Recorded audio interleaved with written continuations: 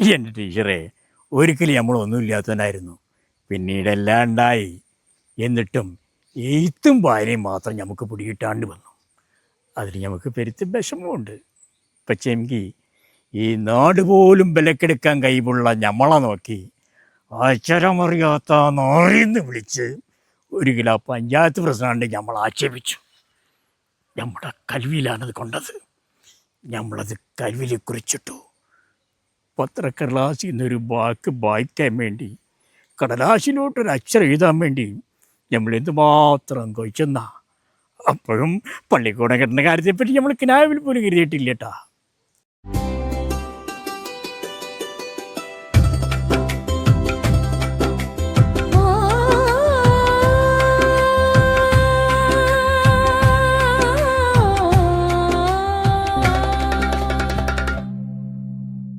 പ്രിയമുള്ളവരെ, എറണാകുളം ജില്ലയിലെ അങ്കമാലിക്കടുത്ത് പുളിയനം എന്ന ഒരു കൊച്ചു ഗ്രാമമുണ്ട്.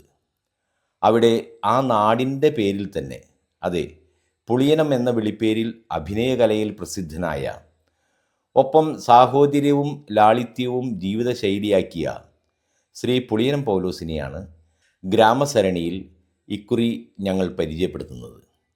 ജീവിത സായാഹ്ന വേളയിലുള്ള ശാരീരിക അസ്വാസ്ഥ്യങ്ങളും അവശതകളും അവഗണിച്ചുകൊണ്ട് അഭിനയകലയെ ഇപ്പോഴും ഏറ്റവും ഉപാസിച്ചു പോരുന്ന വന്ധ്യവയോധികനായ ശ്രീ പുളിയനം പൗലോസ് അസാമാന്യ അഭിനയശേഷിയുള്ള ഒരു മഹാപ്രതിഭയാണ്. ഒരുപക്ഷെ ഈ തലമുറയിൽ അധികം പേരും അറിയപ്പെടാത്തൊരു വ്യക്തിത്വം തന്നെയായിരിക്കാം. കാരണം കൂടുതലായും അദ്ദേഹത്തിൻ്റെ കലാപ്രവർത്തന കാലഘട്ടം എന്നത് ഏകദേശം 70കളിൽ തുടങ്ങി 1980കളിലും 90കളിലും തുടർന്ന് പിന്നെ കുറേ കാലം കലാപ്രവർത്തനം കുറേശ്ശെ മന്ദീഭവിക്കുകയും വീണ്ടും ഈയിടെയായി ചില സിനിമകളിലും സീരിയലുകളിലും തരക്കേടില്ലാത്ത വേഷപ്പകർച്ചയുമായി ഇന്ന് അരങ്ങിൽ സജീവ സാന്നിധ്യമായി വർത്തിക്കുകയാണ് ശ്രീ പുളിയനം പൗലോസ്. നമുക്ക് അദ്ദേഹവുമായി കുറച്ചു നേരം മിണ്ടിയും പറഞ്ഞുമിരിക്കാം. പിന്നെ ഒരു കാര്യം, അമേച്ചർ നാടകങ്ങളിൽ ശ്രദ്ധേയമായ ഒരു ലോകം തീർക്കുന്ന പ്രിയപ്പെട്ട ജോസ് പ്ലാക്കൽ എന്ന അഭിനേതാവിനെ ശ്രീ പുളിയനം പൗലോസ് എന്ന മഹാപ്രതിഭാധനൻ്റെ മനസ്സ് തുറക്കുവാനായി ഗ്രാമസരണിക്ക് വേണ്ടി ഞാൻ പ്രത്യേകം ക്ഷണിക്കുകയാണ്. നമസ്കാരം. നമസ്കാരം. ഏകദേശം 1975 തുടങ്ങിയ നാടക ജീവിതമാണ്. ഈ നാടകരംഗത്തേക്ക് കടന്നു വരേണ്ടായ ഒരു പ്രചോദനം അല്ലെങ്കിൽ ഒരു കാരണങ്ങൾ എന്തെങ്കിലും പൗലോസേൻ്റെ ഓർമ്മയിലുണ്ടോ? കാരണം എന്ന് വെച്ചിട്ടുണ്ടെങ്കിൽ, ഞാൻ സ്കൂളിൽ പഠിക്കുമ്പോൾ തന്നെ ഈ പ്രഹസനം എന്ന പേരിലെന്നൊക്കെ ഇന്നത് സ്കിറ്റ്, അതെ അതെ, അതിലൊക്കെ ചെറിയ ചെറിയ സാധനങ്ങളൊക്കെ ചെയ്യാറൊക്കെ ഉണ്ട്. പിന്നെ പള്ളിയിൽ ഞങ്ങൾ 2 സംഘടനയിൽ, സൊഡാലിറ്റി, മരീൻ സൊഡാലിറ്റി, സത്യ പുളിയനം പള്ളി, ഇളവൂർ കുന്നേപ്പള്ളി, അത് ഞങ്ങളുടെ. അപ്പോൾ അവിടെ ചെറിയ ഇതുപോലുള്ള സാധനങ്ങളൊക്കെ ചെയ്യാറുണ്ട്. പിന്നെ ഓരോ മീറ്റിങ്ങുകളിലും അവിടെ നിന്നാണ് തുടക്കം. പക്ഷേ ശരിക്കുള്ള അഭിനയം ഇത് വരുന്നത് വെച്ചിട്ടുണ്ടെങ്കിൽ, ഞാനിങ്ങനെ തയ്യലായിരുന്നു എൻ്റെ ആദ്യത്തെ പ്രൊഫഷൻ. തയ്യൽ പഠിക്കാൻ പോയിക്കൊണ്ടിരിക്കുന്ന സമയത്ത് അങ്കമാലിലൊരു പ്രൊഫഷണൽ നാടകം തമ്പി അവിടെ മുളച്ചക്കെട്ടിയിട്ട് ഗ്രൗണ്ടിൽ, അയ്യമ്പേൽ ഗ്രൗണ്ടിൽ ചങ്ങനാശ്ശേരി ഗീതയുടെ രശ്മി നാടകം അവതരിപ്പിക്കുന്നു. പി ആന്റണി രചന, ചാച്ചപ്പൻ സംവിധാനം, തിലകൻ അഭിനയിക്കുന്നു. പക്ഷേ ഇതിൽ വി ആന്റണി മാത്രമേ പരിചയമുള്ളൂ. അന്നിച്ചേട്ടൻ്റെ ഒരു സിനിമ ഇവിടെ ചെയ്തിട്ടുണ്ട്, ഞങ്ങൾ ഈ പരിസരത്തേക്കാണ്, റോസി സിനിമ, വന്നേ പരിചയപ്പെട്ടിട്ടുണ്ട്. പിന്നെ തന്നെ അന്നിച്ചേട്ടൻ അവിടെ വരാറുണ്ട്, സാധാരണ പാത്താറിനൊക്കെ ഒരുമിച്ച് വരെയും എന്നെ കാണാറൊക്കെ ഉണ്ട്. ആ നാടകത്തിൽ തിലകൻ്റെ അഭിനയം കണ്ടാണ് എനിക്ക് അഭിനയിക്കണമെന്നുള്ള ആ ഒരു ആഗ്രഹം വരികയും പിന്നെ അതിന് കുറേ ശ്രമങ്ങളൊക്കെ നടത്തിയെങ്കിലും കല്യാണം കഴിഞ്ഞൊരു കൊച്ചായതിനു ശേഷമാണ് ആദ്യമായിട്ട് മുഖത്ത് ചായം തേച്ച് ഒരു നാടകം കളിക്കുന്നത്. അത് ശരി. അങ്ങനെ കല്യാണം ശേഷം ആദ്യത്തെ 75 അയ്യമ്പുഴ പള്ളിയിൽ അവിടെ പ്ലാന്റേഷനൊക്കെ രൂപീകരിച്ച് കഴിഞ്ഞിട്ട് അവിടെ ഷെഡൊക്കെ ഇട്ടൊരു ചെറിയ പള്ളി, ഓൾഷെഡിലെ പള്ളി ആയി. അവിടുത്തെ പള്ളിയിലെ പെരുന്നാളിന് ആണ് രാജധാനി എന്നൊരു നാടകമാണ് ആദ്യമായിട്ട് മുഖത്ത് ചായം തേച്ച് അഭിനയിക്കുന്നത്. അതിൽ യാദൃശ്യം എന്ന് വെച്ചാൽ തിലകേട്ടൻ്റെ പള്ളിയിലച്ഛനായിട്ടാണ് രശ്മിയിൽ അഭിനയിക്കുന്നത്. ഇതിനകത്തും എൻ്റെ ശേഷവും ഒരു പള്ളിയിലച്ഛനാണ്. ഞാൻ അഭിനയം പഠിച്ചിട്ടില്ല, ഗുരുക്കന്മാരും ഇല്ല, കണ്ടും കേട്ടും വായിച്ചുള്ള അറിവാണ്. അപ്പോൾ തിലകേട്ടൻ്റെ അഭിനയമൊക്കെ മനസ്സിലുണ്ടാവും. പിന്നെ നാടകങ്ങൾ കുറേ കാണുമായിരുന്നു. ചെറു നാടകങ്ങളല്ലോ, ഒന്നും പ്രൊഫഷണൽ ഇവിടെ വന്നു തുടങ്ങിയിട്ടില്ല. ആദ്യമായിട്ട് കാണുന്ന പ്രൊഫഷണൽ നാടകം രശ്മിയാണ്, ഗീതയുടെ നാടകം. അന്ന് എല്ലാ പള്ളികളിലും പുറത്തുനിന്ന് പെരുന്നാളുകൾക്ക് പുറത്തുനിന്ന് വരുന്നതിന് പുറമെ പള്ളികളിലുള്ള കലാകാരന്മാർ എല്ലാ വർഷത്തിലും ഒരിക്കലും നാടകം അവതരിപ്പിക്കുന്ന പതിവുണ്ട്. ആണ് പെണ്ണായിട്ടാണ് അന്നൊക്കെ അഭിനയിക്കുന്നത്. അതെ അതെ അതെ. ഞാനും എൻ്റെ ആദ്യത്തെ വേഷം കെട്ടൽ പെണ്ണായിട്ടാണ്. അത് ഈ സൊഡാലിറ്റിയുടെ ഒരു ചെറിയൊരു ഏകാംഗത്തിൽ ഒറ്റ സീനുള്ളൂ. അന്ന് നമുക്ക് സ്റ്റേജിൽ ഇതുപോലെ ലൈറ്റും ഇല്ലല്ലോ. ഒന്നുമില്ല. ഈ രാജധാനി കളിച്ചപ്പോൾ രാജധാനിയില്ലേ അന്ന് കറണ്ടില്ല, ആ പെട്രോമാക്സ് വെച്ചിട്ടാണ് നാടകം കളിക്കുന്നത്. സൗണ്ട് നമുക്കന്ന് വേറെ എന്തോ സംവിധാനം, ജനറേറ്റർ അല്ല, വേറെ എന്തോ സംവിധാനം, ബാറ്ററിയിൽ വരുന്നത് സൗണ്ട് മൈക്കിൽ കൂടെ കിട്ടുമായിരുന്നു. അത് മൈക്ക് വലിയ ഉണ്ടോ മൈക്കാണ്, പിന്നെ അത് കെട്ടി തൂക്കിയിട്ടേക്കും. അങ്ങനെ ആദ്യ നാടകം അവിടെ നമ്മൾ അരങ്ങേറി. എല്ലാവരും പിന്നീട് ഈ പ്രൊഫഷണൽ രംഗത്തേക്ക് വരാണ്ടായ തൃപ്പൂണിത്തറയിലെ രജനിയിലല്ല ആദ്യമായിട്ട് കളിക്കുന്നത്. അതെ അതെ. അപ്പോൾ അവിടേക്ക് വരാണ്ടായ സാഹചര്യം എങ്ങനെ അവിടേക്ക് എത്തി? പ്രൊഫഷണൽ നാടകം കളിക്കണമെന്നൊരു ചിന്ത വരാൻ കാരണം വെച്ചിട്ടുണ്ടെങ്കിൽ, ഞാൻ ഈ തൃപ്പൂണിത്തുറ രജനിയിൽ അവിടെ ഒരു ചെയ്യുന്നിട്ടൊരു പുള്ളി, അത് പുള്ളി എക്സിമിട്രിക്കാരനാണ് പുള്ളി, പിന്നെ വിദേശത്തായിരുന്നു. അപ്പോൾ നാട്ടിൽ വന്ന് കഴിഞ്ഞിട്ട് പുള്ളി സ്വന്തമായിട്ടൊരു ട്രൂപ്പ് തുടങ്ങി. പുള്ളിക്ക് അഭിനയിക്കാനും അങ്ങനെ ഒരു നേരം പോക്കായിട്ട് ഇങ്ങനെ ഒരു വണ്ടിയൊക്കെ വാങ്ങിച്ച്, പഴയ വണ്ടിയൊക്കെ വാങ്ങിച്ച് ട്രൂപ്പ് കൊടുത്തി. ആ പുള്ളി ഇടയ്ക്കിടയ്ക്ക് ഇവരായിട്ട് ഉടക്കും. അപ്പോൾ പുതിയ ആളെ കൊണ്ടു.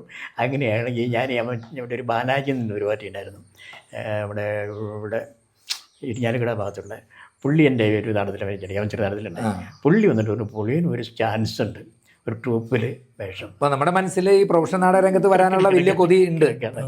അപ്പോൾ പുള്ളി വന്നിട്ട് വിളിച്ചു. പക്ഷേ എനിക്ക് ആ സമയത്ത് പോകാൻ പറ്റാത്തൊരവസ്ഥയാണ്. കാരണം എൻ്റെ കട ഉണ്ടായിരുന്ന ഒരാൾ നേരെ ഓപ്പോസിറ്റിൽ കട തുടങ്ങി. എൻ്റെ രോഗത്തോട് തന്നെ തുടങ്ങിയതാണ്.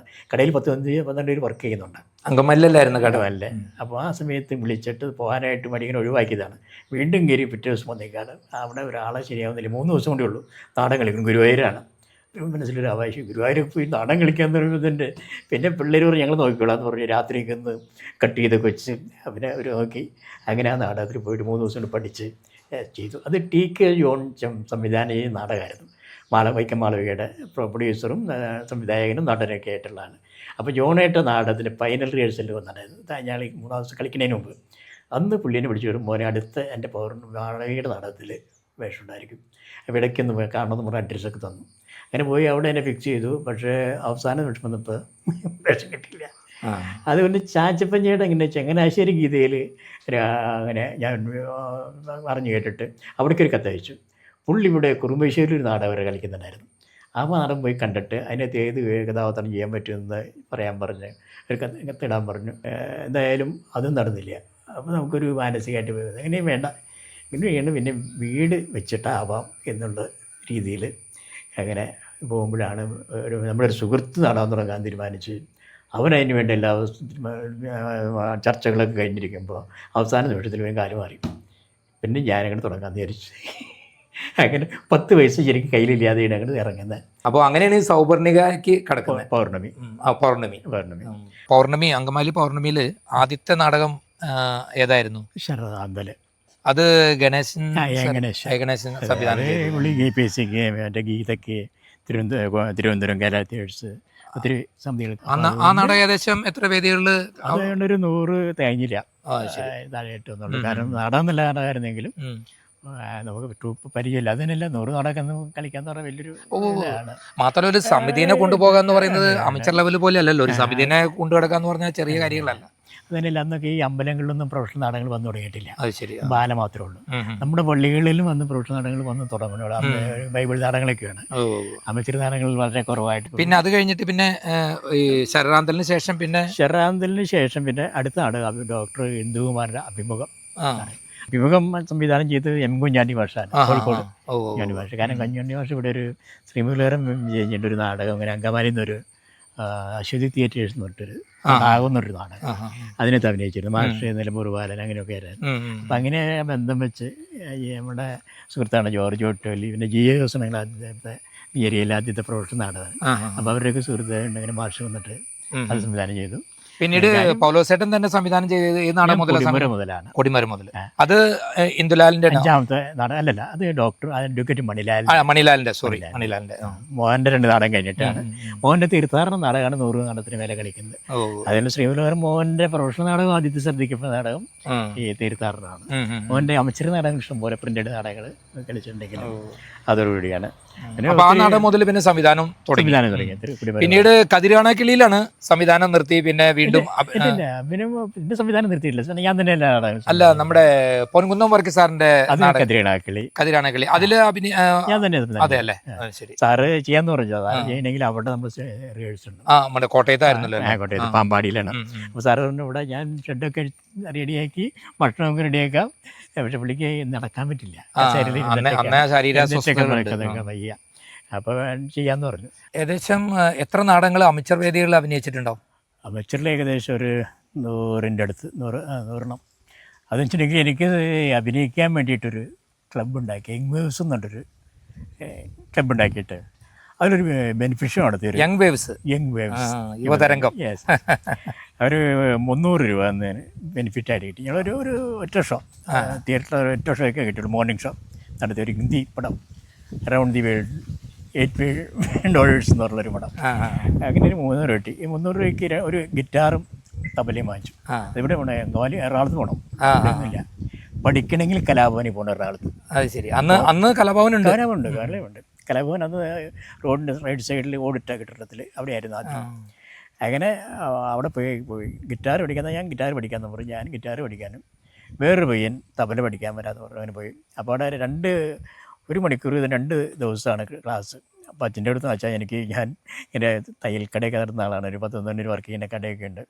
അഭിനയിക്കാനുള്ള മോഹം കൊണ്ട് ഇങ്ങനെ അഭിനയിക്കാൻ ഉള്ള ഉള്ളൊരു ബേസ് ഉണ്ടാക്കാൻ വേണ്ടിയാണ് ഒരു ക്ലബ്ബ് തുടങ്ങി. എങ്ങനെയാണ് ഇപ്പോൾ ഞാൻ ഇതിന് പഠിക്കാൻ ആളില്ലാത്തതുകൊണ്ട് ഞാൻ പഠിക്കാൻ വന്നേക്കുന്നത്. പാട്ടുകളൊക്കെ ഗിറ്റാറിലൊക്കെ വായിച്ചൊക്കെ തുടങ്ങി. ഒരു കൊല്ലം അച്ഛൻ പറഞ്ഞു, 1 കൊല്ലം കൂടി ഇവിടെ നിൽക്കുകയാണെങ്കിൽ ഞാനിവിടെ ട്യൂട്ടറായിട്ട് നിയമിക്കാം, 2000 രൂപ ശമ്പളം തരാമെന്ന് പറഞ്ഞു. ആ കാലഘട്ടത്തിൽ 2000 രൂപ എന്ന് പറഞ്ഞാൽ വലിയ എമൗണ്ട് അല്ലേ? അതും ടീച്ചേഴ്സിന് 700 രൂപ ശമ്പളമുള്ളൂ. അതാണ് 2000. അപ്പോൾ അതായത് ഈ 2 കൊല്ലം കൊണ്ട് തന്നെ ഈ ഗിറ്റാറിൽ എക്സ്പെർട്ട് ആയി എന്നുള്ളതാണ്. 1 കൊല്ലം കൊണ്ട് തന്നെ ചെയ്തുകൊണ്ടിരുന്നു. അപ്പോൾ 2 കൊല്ലം കൂടി ഇന്ന് കഴിഞ്ഞ് കഴിഞ്ഞാൽ നമ്മൾ എൻ്റെ കയറി വരും. അത് 2015 എനിക്ക് സർക്കാരിൻ്റെ ഗുരുപൂജ പുരസ്കാരം കിട്ടിയിരുന്നു. പുളിയന ഹയർ സെക്കൻഡറി സ്കൂളിൽ തന്നെ ആദരിക്കുന്ന പരിപാടിയിൽ സ്കൂളിൻ്റെ വാർഷികത്തോടനുബന്ധിച്ച് OSCയുടെ വാർഷികത്തോടനുബന്ധിച്ച് ലാൽ ജോസ് സാറാണ് നമ്മുടെ വിശിഷ്ടാതിഥിയായിട്ട് വന്നിരുന്നത്. അപ്പോൾ സാറ് തന്നെ ആദരിച്ചു. വന്ന് ഞാൻ പൗർണമിയുടെ നാടകം അവിടെ അവതരിപ്പിക്കുന്നുണ്ട്, മണിക്കരിയുടെ തൊട്ട് നാടകം അവതരിപ്പിക്കുന്നുണ്ട്. അപ്പോൾ സാറ് ഗ്രീൻ റൂമിലൊക്കെ വന്ന് കണ്ട് പരിചയപ്പെട്ടു. വലിച്ചിട്ട് നമുക്ക് എൻ്റെ അടുത്ത പടത്തിൽ നമുക്ക് സഹകരിക്കാമെന്ന് പറഞ്ഞു. പക്ഷേ സാറിന് വേണ്ടി ഒരു 2 വർഷം കഴിഞ്ഞിട്ട് പിന്നെ പടം ചെയ്യാൻ പറ്റി. പിന്നെ വെളിപാടിൻ്റെ പുസ്തകം വന്നു കഴിഞ്ഞപ്പോൾ അവിടെ പ്രൊഡക്ഷന് വിളിച്ചു. വലിച്ചിട്ട് അങ്ങനെ തിരുവനന്തപുരത്ത് ഇത്രാന്തി വരണമെന്ന് പറഞ്ഞ് വിളിച്ച് അവിടെ ചെന്നു. തിരുവനന്തപുരത്തായിരുന്നു ലൊക്കേഷൻ. അത് ബെന്നി പി നായലമ്പലത്തിൻ്റെയാണ് സ്ക്രിപ്റ്റ്. മോഹൻലാൽ നായകൻ. പിന്നെ അതുപോലെ തന്നെ ഒത്തിരി ആർട്ടിസ്റ്റ്. എന്ത് ചെയ്യണമെന്ന് ചോദിച്ചു. ഞാൻ ഒരു 45 വർഷമായിട്ട് നാടകത്തിലാണ്. നാടകത്തിലും ചെയ്യണു. നാടകത്തിലും നടനും സംവിധായകനും നാടകത്തും റേഡിയോ നടനും ആണ്. പിന്നെ അങ്കമാലി പൗർണമി എന്ന് പറഞ്ഞൊരു സമിതി നടത്തിയിട്ടുണ്ട് 20 വർഷം. എൻ്റെ പ്രസിഡൻ്റ് വല്ലതും ഉണ്ടായിരുന്നു.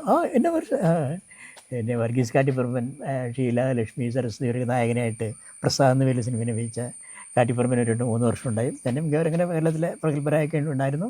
അവരൊക്കെ സംവിധാനം ചെയ്യാൻ ബാക്കിൻ്റെ അപ്പോൾ പുള്ളി ഓരോന്ന് പറയും. പുള്ളി അങ്ങനെ പറഞ്ഞുകൊണ്ടിരിക്കുക. പിന്നീട് ചാക്കോച്ചൻ്റെ സിനിമയിൽ ഉണ്ടായിരുന്നു.